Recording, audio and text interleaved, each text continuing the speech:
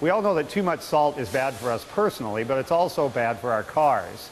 If you have salt on the bottom of your vehicle, it can corrode mechanical pieces and even the body on the vehicle as well. Now, there are two types of salt that are usually used. This is sodium chloride salt, or rock salt, and that's what's used many times by the city plows out on the streets. Now, this is calcium chloride, and that's what's used many times by homeowners on their driveways.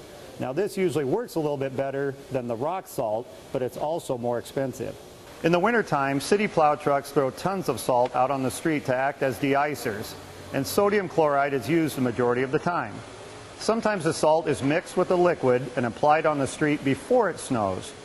That keeps the snow from sticking to the street surface and also helps to prevent ice from forming.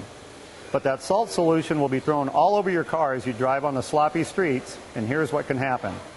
Rust can form on your vehicle, and salt certainly contributes to that. But there's also rust that can form on mechanical parts underneath your car, and that can cost you hundreds of dollars to repair. The best thing to do is just to get that salt rinsed off the car as often as possible. You need to get your car washed even if it's going to get dirty all over again. Make sure that you get a good undercar blast to remove as much salt as you can underneath the car. This is where we see most corrosion problems, so spend a few extra bucks for the undercar wash. Wipe down the door jambs after the wash, if possible, to remove any leftover salt residue. Even though there are concerns about corrosion and salt, let's face it, salt has to be out on the streets in the wintertime, or we'd all be slipping and sliding and crashing into each other. So I guess you could say that the salt keeps us from getting peppered out on the road.